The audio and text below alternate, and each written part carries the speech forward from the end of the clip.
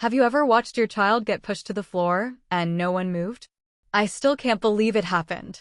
It wasn't in some crowded mall or a playground with strangers. It was at my own son's 10th birthday party, in my living room, with our family standing just a few feet away. And it all started with a chair. Just a chair. But before we continue, please subscribe and turn on the notification bell for updates. I'm Lisa, 34, a mom trying to throw a simple birthday celebration for my son Ethan. He was so excited, bouncing around the house, counting down the minutes until his friends arrived. My daughter Ava, 8, was helping me set the table, carefully placing plates and cups. She was so proud to be part of the preparations. Everything felt perfect. Until it wasn't. Karen, my sister, 38, arrived late. That was normal for her. She always liked to make an entrance. But this time, there was a smirk on her face, like she already owned the room. My mother, Margaret, 62, was chatting in the kitchen, a glass of wine in her hand. The decorations were perfect. The cake smelled incredible. But there was a storm brewing beneath the surface, and I didn't even realize it yet. I noticed Karen giving me a side glance as Ava pulled her chair closer to the main table. "That seat isn't for her," she whispered, loud enough for me to hear. "It's for family." I froze for a second. Family? Ava is family. She's my daughter. I didn't say anything yet, but I could feel the tension in the room spike. You could almost hear it buzzing, like the air itself was holding its breath. It felt surreal. I looked around at the gathered family, smiling, chatting, oblivious to the tension growing at the head of the table. I thought, surely this will pass. She's just joking, right? But Karen wasn't joking. And Ava? She was just 8 years old, too polite to argue, too trusting to realize what was coming. And then it happened. In the blink of an eye, Karen's hand shot out, grabbing Ava's chair. Ava toppled forward, hitting the floor. Silence. Every eye in the room was on her. Not a single person moved. No one reached out to help her. And me? I didn't raise my voice. I didn't yell. I just said 4 words that changed everything. But what came next would change everything, and no one saw it coming. Have you ever noticed how the smallest things can reveal the biggest truths about someone? A chair. That was all it took for me to realize Karen, my sister, wasn't just being difficult, she was territorial. It started earlier that afternoon. I was setting up Ethan's birthday decorations when Karen arrived, fashionably late as always, holding a bottle of wine like a trophy. She scanned the room with that familiar smirk, like she was checking to see if the party was up to her standards. And then her eyes landed on Ava.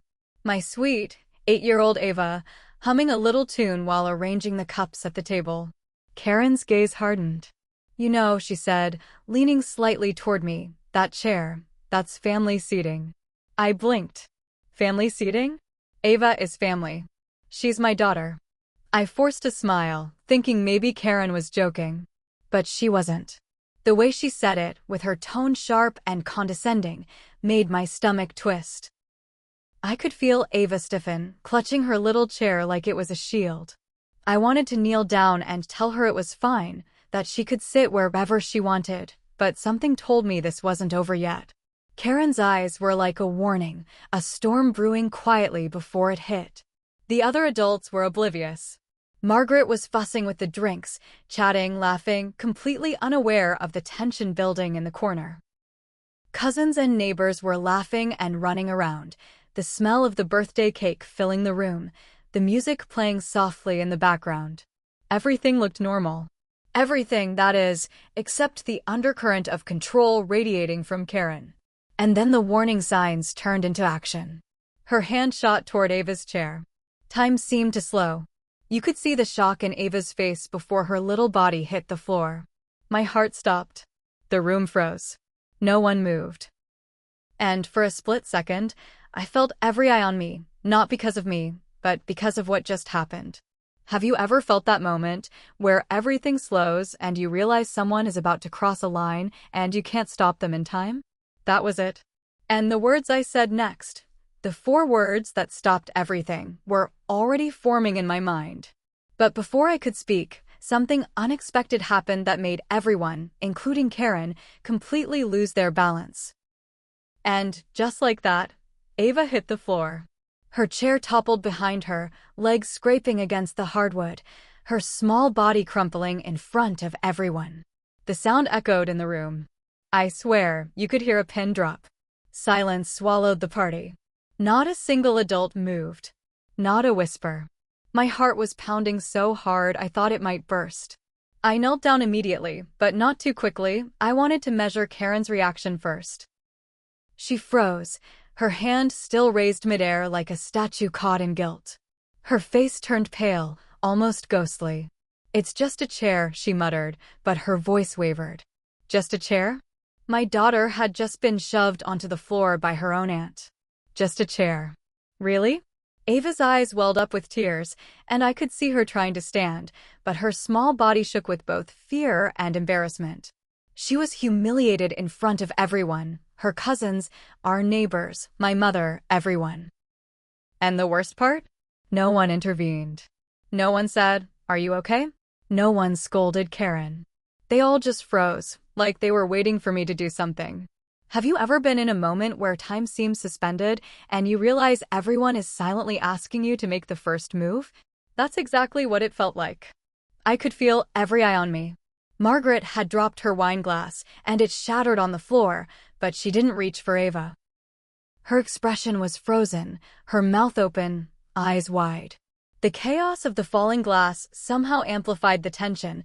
It was like the room had collectively held its breath and refused to exhale. Karen, meanwhile, was trying to play it off, brushing her hair back, pretending nothing had happened. She shouldn't have, she stammered, but the words faltered. You could see her panic creeping in. She thought she had control. She thought she could shame my daughter and everyone would just go along with it.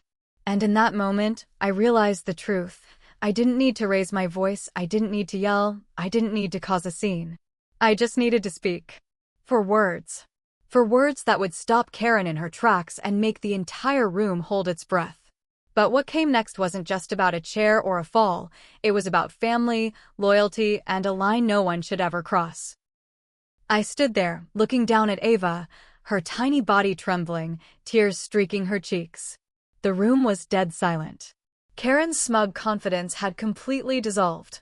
She looked at me like she'd seen a ghost.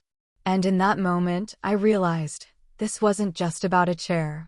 It was about control, entitlement, and how far someone would go to prove they mattered more than a child. Have you ever had that moment where all eyes are on you, waiting for your reaction, and you know whatever you do will change everything? That was it. I knelt just enough to be eye level with Ava, my voice calm but firm, and I said the 4 words that would stop Karen cold. That's my daughter. The words hung in the air like a thunderclap. Karen's mouth opened and closed, but no sound came out. Margaret froze mid-step, wine glass still in hand, eyes wide as if she couldn't believe what she was witnessing. Ava's small shoulders straightened, her chin lifting just a fraction, and I could see the relief wash over her. For the first time in the room, someone had spoken the truth, and it wasn't Karen. Karen tried to respond. I didn't mean, she stammered, but it was too late. The room had shifted. The power had shifted. Every whisper, every sideways glance was now against her. She had underestimated the effect of calm, unwavering authority.